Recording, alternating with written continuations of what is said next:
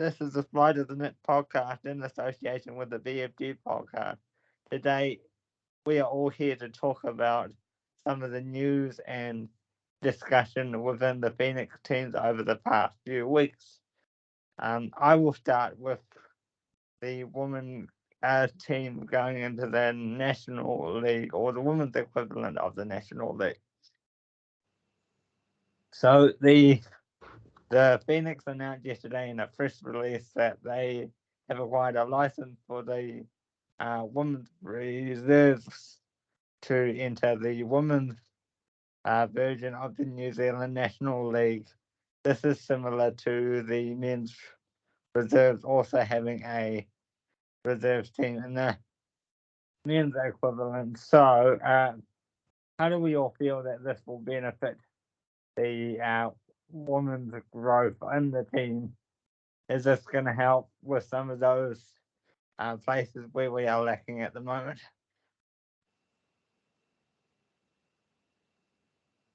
You're on mute. Hi, everyone. It's nice to be back. I think players need to play, and I think New Zealand football as a whole community needs to elevate. And so I think it's a great move to bring them in the NWL and just see what they can do and see if they can gel more as a unit. And hopefully these are our future players. Yeah, and I don't know. For me, I don't know if it'll be the same sort of system where for the men, their top players who don't get chosen when their competitions are wrong get a run in that competition. Something might give whoever we sign next season to get a run in the reserves as well. So they're always keeping fit, which is quite nice, which is a luxury they don't have at the moment. Yeah, I think it's good thinking, Blake. But when you look at the wider squad, like the next of the women's whole squad is 22 players, and on any given game day, they've got 16 tied up in the game, which only leaves 5 left over. So I agree. I think it will be good to give those players a run. Not sure how they would necessarily. I mean, they'd have to do a lot of work around travel arrangements and where the games are being played. But I think it's I think it's a fantastic idea, and it's about time. One of the key things that people have pushed back against New Zealand football for a long time is they haven't been investing in the game with development and players coming through. So we got money from the World Cup where we went in 2011, and people were saying, "What are you going to do for younger players?" It's carried on, and finally, 12 years after that financial windfall, something's starting to happen. So I'm all for it. What do you think, Holly? For me, I mean, I don't really follow the National League, but I think it is important that now that we have a women's team and that we need to have that pathway like the men have, it's an important part of the pathway that you've got a reserve team and that they can play. So I've kind of figured that it was something that was inevitable or was going, was in the works, but it's good to finally see that underway. I think it's a good way to help players on the fringe get some game time, get some game experience, because at the end of the day, you play football, yes, you're getting a wage, but you also want to actually play the game because it's enjoyable. So for them to actually get some game time, I'm thinking, your Monas and your Charlotte Lancasters who are not in the team or the squad, or your Zoe McMeekins, for example, are actually sort of getting some football experience as well. And it's a good thing for players also coming back from injury as well. You just sort of slot them into, give them 20, 30 minutes in the reserve squad to slowly sort of wind you back up to A-League women's level. It would be interesting to know what the contract is like, if they'll be sort of a semi-pro contract, or, they have a full-time contract, or if it's peanuts. And I always like seeing that kind of stuff. I'm sure David on. Imagine it will be closer to peanuts. Yes. What's cool, and just building off what you just said, Dean, like this creates a pathway for those other players, like the under 17s World Cup squad who are building, the under 20s World Cup squad who aren't in the mix. And the Matildas do this very well. Aussie football has got this set up with the pathway. So this provides another pathway, and it gives the higher level coaches opportunities to develop and get the players when they're younger working on the skills and the type of play that they want them to be doing when they get to their older age. And also it gives visibility for some of these players on other teams, to be discovered. And I think that's one of the best benefits. Millie Clegg was not automatically a future Fern. She had to be discovered by someone. She had to be seen by a U20 coach, or and it also gives a little bit more meshing with New Zealand Federation football in the Knicks. Yep, a lot of positives. Can't think of any negatives. Yeah, something I like about this too is just going back to a little bit of what I said at the beginning about some of the big names getting a chance to run, possibly, is for players like Grace Wojnicki and players like that to be able to possibly, I doubt that should be dropped. Players like that to go into an environment and guide those young players will be a good thing as well. Yes. Because they'll be able to go in and say, hey, this is what it's like to play in the A-League woman every week, for example. So that's really beneficial for me. Only downside is it's another team we have to cover. So, but all part of football pods, I guess. On Millie Clegg, the standing coach was saying yesterday, giving her a lot of praise in his press conference, that she's one of the most, excuse me, talented footballers he's ever seen, male or female. So that's pretty high praise from your assistant coach who's stepping as a head coach, so that Natalie can go get a pro license. I found that quite a good comment for the coach to make.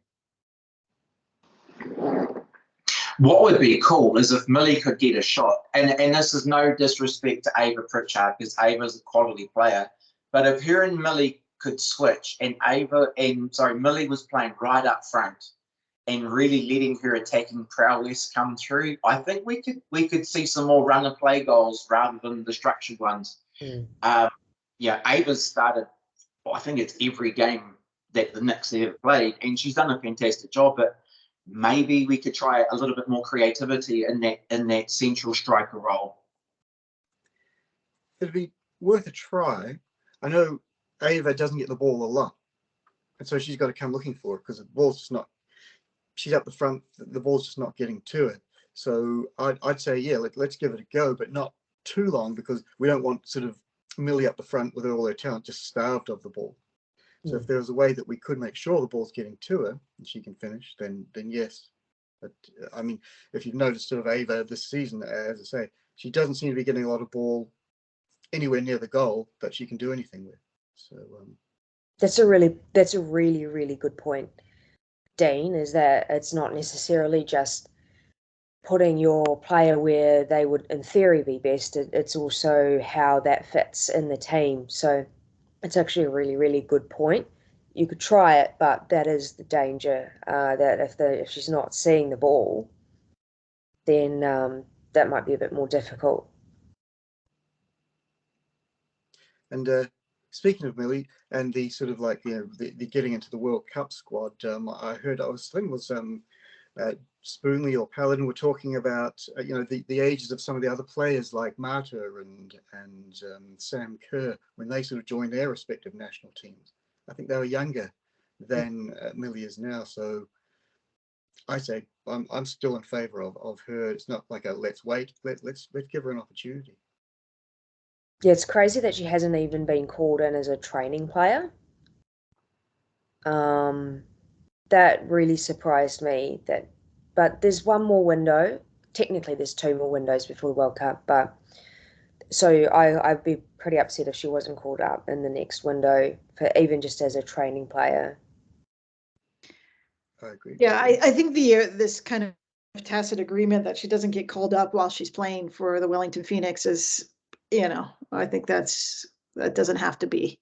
And I actually do think she'll get called up for the next window, because I think they're still looking for ideas on that team and looking to see just how to bring it together on the, on the offensive end. Have they I mean, announced we need someone who has the technical skill to receive the ball and to put up a good shot. And I mean, we were going to touch briefly on the Ferns. Obviously, the series happened a while ago now, but generally speaking, about the series, that we still lack that. We still lack that technical ability.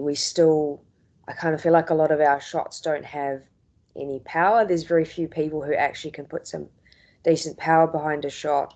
We're definitely lacking, like severely lacking, actually, up front for the Ferns. So it seems like a no-brainer to me, but I'm not the coach. I don't have all the information. Yet, just say yet. You're not the coach yet. Hope. Don't give up hope.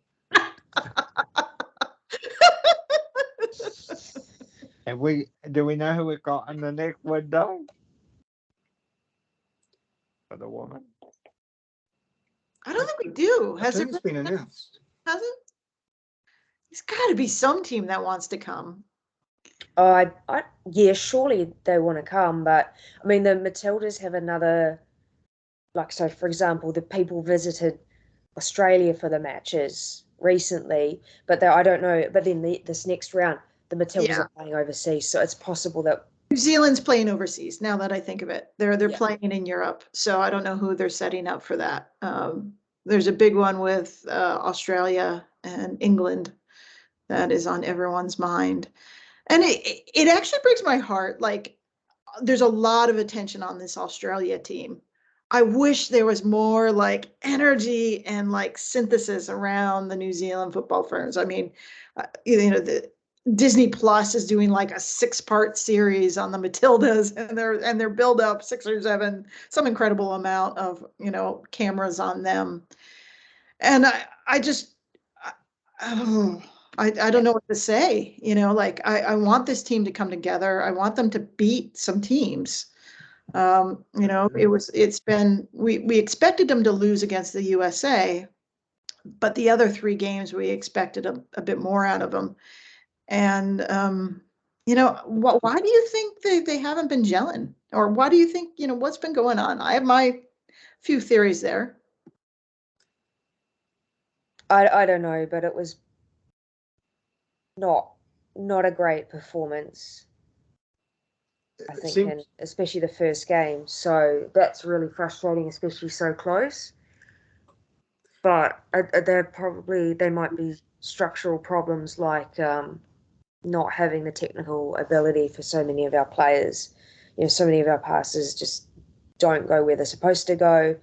There seems to be very few players who can actually put up a shot that's got any power. It's a whole possible range of things that's quite concerning, to be honest. Is there a reliance on players who've got a past reputation, perhaps ones that are very close to the use by date? I feel that's an interesting question, and the niche case wrote a blog about it not that long ago, which looked at the team and who we rely on and who we don't rely on, and it seems that there's a gap in player development. There's kind of like the players that we have that New Zealand football has relied on, the Ferns have relied on in the past, and then there's a gap, and then there's all the young ones coming through, and there's not really there's a few people that actually sit and span across that middle part. And I think that's where we're falling down. We've got a lot of older heads, and so we've got some experienced players, and some of them, they're not in form at the moment. That people can say what they like, but some of them aren't in form. Then there's a gap, and then we're down to these new younger players who are starting to blood through and come through. So it's kind of a perfect storm. There's no, I think it's a little bit of that, Dean. I think there is a bit of reliance on the older players, but we don't have that middle section of players who have been in and around long enough to push through. Sure. We just have like Paige Satchel. Like she's what, about 24?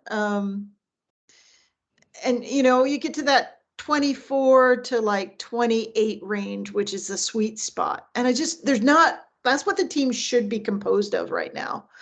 And we just don't have enough of that generation. I don't know what happened to that generation, but there's not many there. And we have a lot of, potential, and we can build for the next World Cup. But, this one feels, like you said, a bunch of people, and some of them are great players, like Ali Riley, very good. Yep. These aren't slacker players. But we would, it's tricky. I know what I know from the library of what I watch, and a lot of teams build very young, and some teams build on their veteran talent. USA is famous for building on their veteran talent and having that experience, so you don't like crack under pressure and things like that. But I don't know. I'm not feeling. I feel like the older people are also cracking under pressure. I was at that 5-0 game, and I just didn't see it. The first half was very good, and I was kind of hopeful, and then it kind of fell apart really quickly. I think there was maybe a second goal, but I don't know. The second goal happened very fast, I think, after the half, and then it just like the floodgates went loose. And I felt terrible for these players. I could see them like go over to their parents, like in tears, like Michaela Moore went over, and I don't know if she was in tears, but she was clearly frustrated. And finally they get to play in front of their friends and family, and this is momentous, and they just didn't have it that day, and weren't tenacious, and just got beat a lot, and some of it I think is recoverable. These are some talented players, and there is ability there. It's having the focus and the time together to understand assignments.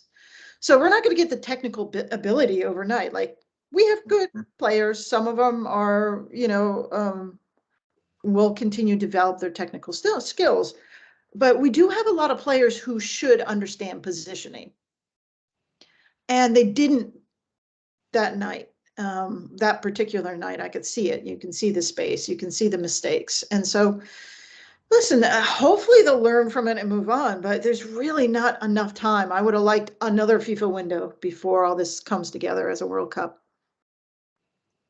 I think the problem is with the older players getting picked is you've also got to remember FIFA like their poster people, so you need the big name for the posters from each country. So they kind of, I believe, like, whether this conspiracy or not, I don't know. I believe that they kind of get pressured to be picked by FIFA for the poster thing, like, whoever the big draw is, as I said a few weeks ago.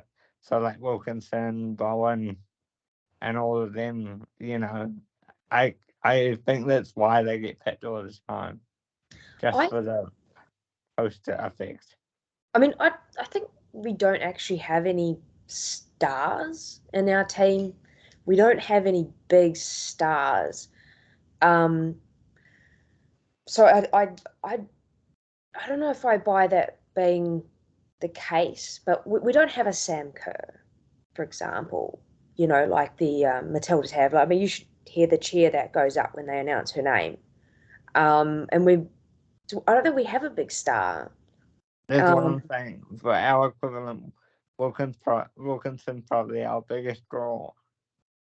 I don't think so, to be honest.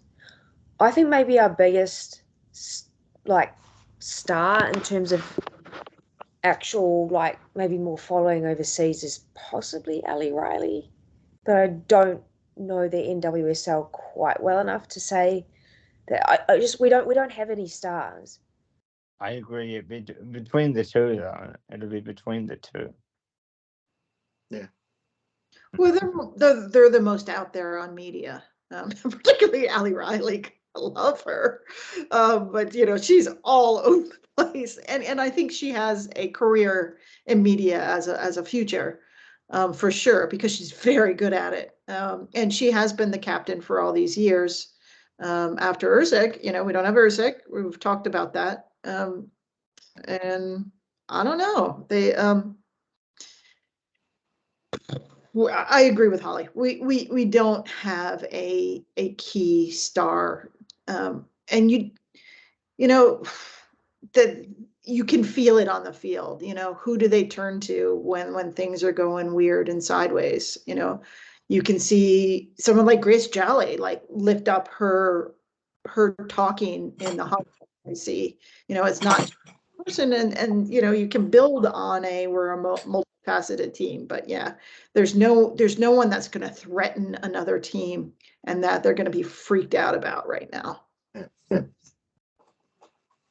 And I think this is where that Phoenix reserve team becomes so important, because if we're looking at the Matildas or the other squads that do well, the players have been playing together consistently over time. And so what we have for the Football Ferns is we have players kind of coming in from who have that older group have played together, but they are coming in from geographically spread places. You've got some from the UK, some from the US, some from the A-League. So there's not necessarily that, as you say, that gelling and that integratedness. Whereas with the A-League players and with the under-17s and the under-20s coming up, they will play together a lot. And then when they get together and play, they understand where each other is going to, which is something that the Matilda system, fangirling for the Matildas, Aussie football, that's that system. It works well. It's progressive. It's people playing together. Whereas in this series, we've got the Ferns who have come back from overseas, different areas, great players. And then we've got this kind of bubble of players who've been playing together in the A-League, and trying to get the two to meld together in a quick time is pretty hard. And as Holly said, absolutely pointed out, and Helena's pointed this out, the technical abilities aren't there, the technical skills, those little things like putting the pass at the player's foot, other players' feet is missing, and so that's costing us.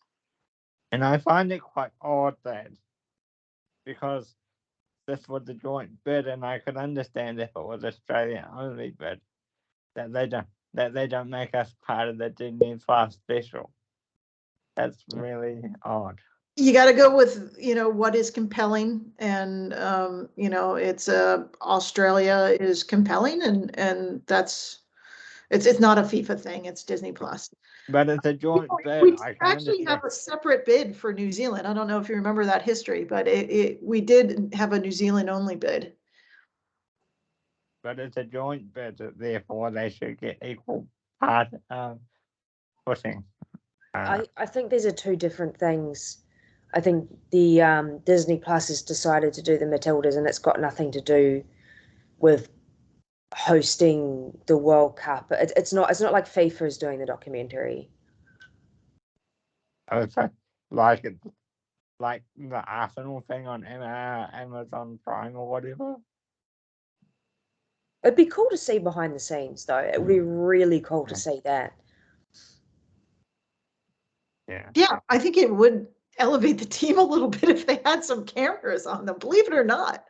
I mean, I remember North Carolina Courage had a bunch of cameras on them. They were doing a documentary series, and they didn't lose a match all season, and they won the championship. And it was like they had to be their best selves at all time.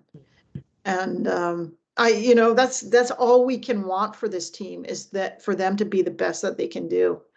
And we have who we have. It's not going to dramatically change. Yes, you can bring in, a Millie Clegg or I'd like to see Mickey Robertson. I'd like to see some people with some pizzazz on the national team. you know, sometimes, you know, that kind of chemistry can change things a bit, but Yeah. they're still not going to be the most threatening team, you know, for the finals, but they could make it out of the group stage, and we would love to see that. And honestly, I expect that. I want them to do that. I expect it, and I want it to happen. And I'm going to make it happen. I don't know how. After that Portugal game, I was genuinely worried that we're actually going to embarrass ourselves at the World Cup. Like, that was incredibly dire. There was like, I can't recall anything good coming out of that, and I just saw that and I was like, we're actually going to embarrass ourselves, and it's going to be awful. And it's also going to, if we do embarrass ourselves at the World Cup, it is going to set football back in New Zealand. It's going to set football back, because we really need to grow football. And if the women show up and have an absolutely awful World Cup, that extra attention is just going to be negative, and it's going to actually, people aren't going to want to play football if that's how badly the national team performs when it shows up. So I was very, very worried, especially after that first match. Yeah, so was I. Yeah, I fully agree. They came in with different mentalities. Portugal had to qualify for the World Cup at that tournament. It was a warm-up game. They were focused. They were on. These are little girls' dreams. They are big girls' dreams. They wanted to do it. And the training for that is very different than, oh, let's come together and play some friendlies, which was New Zealand's kind of attitude. Let's see what we can do here in front of our crowd and do all these media events. That probably exhausted them. And it showed. It just showed that they were, I called them jet lag. They just looked like they were just one or two steps behind everything. Like Jonathan said, they couldn't pass the ball well, and you know, to make that, you know, a quick get the ball and go, quick get the ball and make a decision. It was more like, oh, the ball's coming funny at me, and now I have to like stop it. Oops, I stopped it 10 feet in front of me, and someone else got it. There was a lot of that. Oh yeah, it's embarrassing. Foster and Steinmetz, for me, were the two standout players from those 3 games. And you know, when you consider Foster was only on for about 40 minutes in total, made a fantastic difference. And Malia just was great in the engine room against, up against everything that was there. I think she had a great series, but yeah, there's not a lot of other standouts for me. I'm not sure what you guys think. If there's anybody else that caught your eye. No, not for me. Hansett was a bit of a warrior, but that was about it. You know. God bless Betsy. I mean, Oh well, yeah, 2 noses. One should play with a concussion. This is actually quite serious. Like, you shouldn't go, oh, they got back in, they stitched themselves up, they're off the, but she did. And it was the wrong decision, but you can't help go, oh my God, what a freaking warrior. Yeah. I missed the division. I slipped down. I was like, what? They let us stay on. Yeah. Oh. Just Someone must have given her the answers to the questions that they asked during the concussion protocol. Oh my God. Just a quick catch up on a few of my points before we move on to the tie. Do you think the new National League side will convince people like Click to stay a bit longer? Just a thought. Anyone? The level that Millie's at, I think that wouldn't make a difference. But for others, if we've got some fringe players again in the women's team, like maybe your Gomez's and your McMeekins and stuff like that, if we're trying to re-sign them and give them some game time, it would be good. But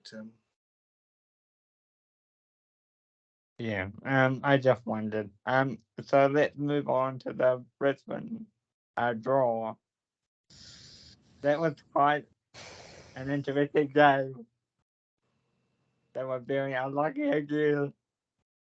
And Brisbane have got some quality players do most of the team, but they've got some quality there.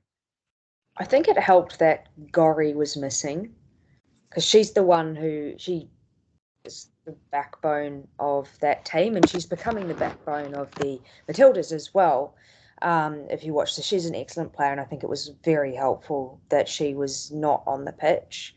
But like on the one hand, it's hopeful, and it's great to see us be so dominant, have so much possession. But on the other hand, like, we have to take our chances. We had so many chances, and we only converted one of them, and that was really, really, really frustrating to see. So I actually, even though I should come away from having watched that match being happy, I was actually kind of frustrated that we had so much possession, so many chances, and we were just unable to put them in the back of the net. It was like a script. You could always see it coming. You just knew that we were just sitting at 1-0, and at some point they're going to get their one chance, their second chance or third chance of the entire match, and they're going to put it away. And sure enough, it happened. But it was still, again, a slow motion car crash. I mean, as I say, a lot of positives to take out of it, but sometimes there's a satisfying or an honourable draw. I've got here in my notes, I've got a devastating draw. That's how I felt. I was actually gutted and felt really bad. It felt like a loss. It felt like losing 5-0. Yeah, not Couple quite 5-0, but it felt like a loss. It truly did, and yeah. Would it couple help of points for me. Couple of points for me is I was disappointed that Gori couldn't play because Denise and I were saying during the Matilda series that she probably played really well since I believe she came back from maternity leave or an injury or something. Is that correct? Maternity leave, yep. Yeah. We were saying that, she's had a really good form. Yeah. Yeah, she plays all out. It's just crazy. Yeah. She's kind of nutty. I watched her for years in the NWSL, and I was like, who's gonna get injured today? Gori's there. like she'll just go for it. And I maybe toned it down a touch. Like I've seen some really terrible, wild stuff with her, and it makes the sport interesting. But honestly, she has to think about injury prevention going into this World Cup if she's selected for the final team, because she really can just bruise it up. If she was there, we would have got murdered even more. Well, not. Yeah, we would have got beaten even more. So that kind of good that she wasn't there. Because she's, as you said, she's like the glue. Listen, I always want to play the best and have a full team that anyone competes against. You don't want. I don't even know, why wasn't she there? Was it an injury? I don't know. I didn't hear. Yeah. I don't think it's specified. Yeah. Well, it would be good for the Phoenix to play against Gori. I mean, she is a member of the other team, and yeah, we want them to play their best players against us. And if we lose every time, we lose every time. But we have to, we have to have that killer Gori instinct. Now, Hassett has a bit of it, but we need a few more. I really want, it can come out in different ways, like we're saying Millie Clegg has a nose to the goal, right? She likes to go, she likes to dribble, she likes to penetrate, she likes to drop people in and pass off. I don't know, we just want a few more of these people who just are relentless with their job at wanting to get the ball and get there. Well, the interim coach said that they had something like between 20 and 22 shots for the game, and that were on I believe it was on target. If I'm wrong, I do apologise. And that was the most they ever had Yep. But we for the didn't, entire existence. we So only he scored was one goal. really impressed about that. Exactly. Yeah. It's frustrating that we couldn't score. Very, very frustrating. And another thing that was frustrating is that their player should have been sent off for Oh shoving yeah. Yeah. Betsy in the face. In the A-League men, that would be checked by VAR and it would be pulled back, and she would have been sent off. So that was something that was quite frustrating. But in saying all that, we still had, I think it was just 20 shots, not necessarily shots on target. And we couldn't score. So we've got Sydney FC tomorrow. Dean and I will be in attendance. We're hoping it will be a good performance. I mean, it was a close performance weekend before last. So what are our predictions for that? I'm hoping for at least a good performance or a draw. I very hesitant for a win. I don't think it's a possibility, but they're another one of the big teams for quality, so I don't know. It's I'm that dubious. Sydney. Draw will be nice. Sydney have a number of sort of players out. So if we're ever going to beat them, I think tomorrow is going to be the opportunity. Sneaky 1-0 to us, it'd be lovely to see. But again, as long as we see a good performance, and based on what we saw in the last game, I think we can expect a bit of that. Have we finished talking about the Brisbane game? Because I just wanted to mention a couple of things. I think Robertson and Hassett are building up a really good dynamic and good partnership. They played really well together. It was really good to see. What else have I got? Yeah, so for mine, Chloe Knott came into the game, and I hadn't seen her a lot this season, but it started off perhaps a little bit tentative. But as the game went on, she got stronger and stronger, and her confidence grew. And I think the whole team's confidence grew as the game went on, which was good to see. And yeah, when we stopped moving it sideways at the back, and the Taylors and the Barrys drove the ball forward, we were getting it into midfield. We were getting a lot of space in midfield and passing it around. That was really positive to see as well. So when we moved away from the lateral Barry to Vandermeer kind of sideways movement and drove it forward, was very good, promising. Now I'm not sure if that's because the team were letting us and that was their formation allowed it, or it was just our dominance. But yeah, everybody looked good, and it was a good, positive match. Credit where credit's due, and I've sent Chloe a couple of messages the last couple of weeks, because I think pre-Christmas and post-Christmas her game has improved remarkably, and I don't know whether that's just her confidence or whether that's also the style of play that the coaches are expecting.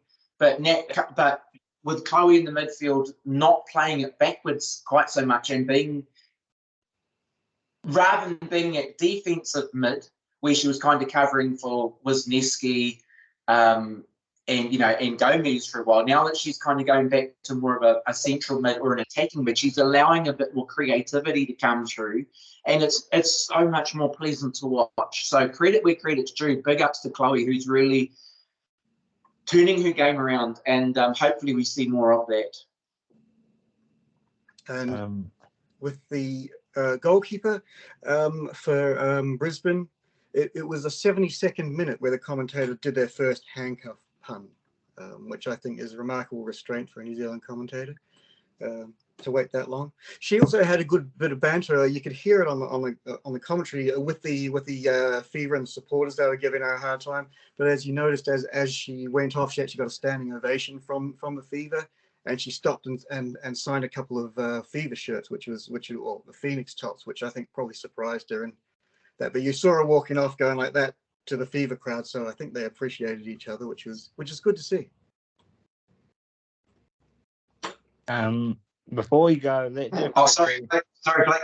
Just quickly, hopefully Candy will be back in the squad this week. So George Candy in the game the week before the Brisbane game, in the warm-up or the day before, went for an amazing pass, took the ball directly into the face, got a concussion, and had to sit out. In rugby league, they call it HIA, so it's a head injury assessment. So hopefully she'll be back this week on the bench. So this against Brisbane, we didn't have the issues like last year where we had with the Knicks were scrambling trying to find a goalkeeper from somewhere. So hopefully, fingers crossed, Georgia will be back this week on the bench. I was wondering what happened to her. Yeah, I just want to see some goals. I'm going to go back to my old goal thing and let's get some goals. I don't care if we lose, but if we get 3 goals, I'll be thrilled. At this point, we're just trying to get off the bottom. There's really no hope of getting in the playoffs. Let's get free. Let's enjoy this style play. If we get scored on, well, whatever. But if we can get some ourselves, then that will make this little fan happy. Yeah, let's just quickly jump on the men's game before, and the little bit of news before we go. So we have Ollie Sale going to Perth. That's an interesting one. I quite like it though because it's they are a quality team. I was just going to say this. So it's confirmed that Sale to Perth and Lewis is going to MacArthur. McCarthy, yeah. And Garkovic has been linked to City, but that's not confirmed. These are sideways moves. Look, I don't mind losing a player to a better league or at least to a different country. I don't mind that, but having them go sideways to play at MacArthur or Glory, it's just, I don't know. I'm sure that there are reasons, and sometimes there are personal reasons for making the move, but it's I think maybe Clayton has quite a bit of family over here, so that might be part of it. The sideways moves, it's just disappointing. Let's just say it's to do with structure of our club. That's all I'll say.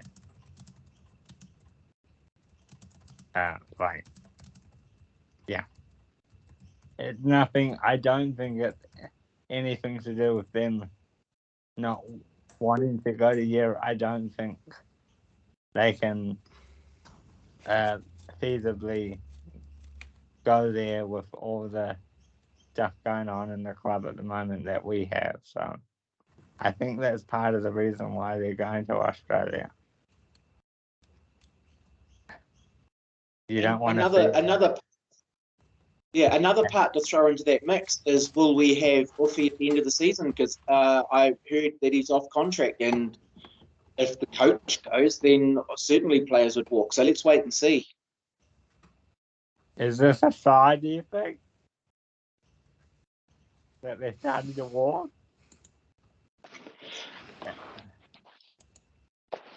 Well, maybe, but I mean, if you look at Ollie Sale, he's been with the club 10 years, so he's had a pretty good run. There are other reasons that you can throw into it, but obviously money's part of it. But if players want to play for a good coach, and if he's thinking about other things, then it's likely the players are going, well, they'll go too. Who knows? We'll wait and see. Just to finish, what about the Jets game?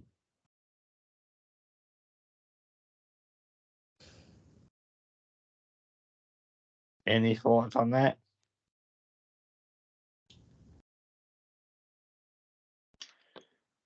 Well, Zavada is now the number one, scored the most amount of goals in the shortest amount of time for the Knicks, but I don't think he's getting quite as much love as players have in the past. So I don't know. Maybe the Knicks, maybe Phoenix supporters take a little longer to warm up to people. I don't know. But when you've got 11 goals and and he's clearly miles ahead of other people like Krishna, and Greenacre. But yeah, all power to him. I think they have actually taken to him. The Melbourne Phoenix Supporters Group unveiled a really awesome banner of him recently, and also the Fever have taken up to singing a chant that's along the lines of that Tequila song, and they will start singing that, and they will sing it for like over and over and over and over again. So I think actually people are very fond of him. He obviously hasn't been with the club for long, but he is on contract for another year, so that's at least something. He's people are quite fond of him, I think. I wonder if he'll be one of those players like David Moore that stays around for a while. But unless there's any other thing, we will leave it there because we've been going for quite a bit. So, predictions for the men tomorrow. On Sunday, Sydney FC. They've also got Sydney FC. Don't know why they don't make it a double header again, but anyway. So I reckon we might beat them because they've not been in the greatest spot. They've been a bit up and down this season. So I think we could beat them. I'm kind of hoping in the last few games we make top 3. I would like at least top 3. That'd be nice. But we will see. Anyone else? Hopefully a win. I think we can take them. I think the Knicks can roll them, but we'll wait and see. I mean, you're right, Blake. Sydney FC haven't been on their best form, but the men's team have turned it around and they're starting to pick up some momentum. So it'll be a good, solid clash. This is a so-called 6-pointer for finals because they are right below us in 7th place. We're in 6th, which qualifies for finals. They're in 7th, which doesn't. And so, you know, it's not just a matter of one team potentially gets 3 points. It's also that the other team misses out on 3 points. So it's a so-called 6-pointer, and so it will be really interesting because there's a lot to gain and a lot to lose. So, anything else? Happy. Okay. So we will leave it Last there. thought for me, Blake, I've missed doing these chats. I've missed catching up with you guys because, you know, it's been a couple of weeks we've had off. We've had some bits and pieces, ups and downs, lots of stuff happening outside of the football area, but now we're kind of back again, and hopefully we can keep rolling these through into the finals as well, provided the men get through. And thank you for everyone who understood during the cyclone Gloria, the cyclone, the Bruce of Hort Bay, and Napier, where a member of our team was affected and we couldn't film these, so we really appreciated everyone's understanding. So we hope to be back regular now, so we will, and so like and subscribe this video, and we'll see you on the next one. See ya.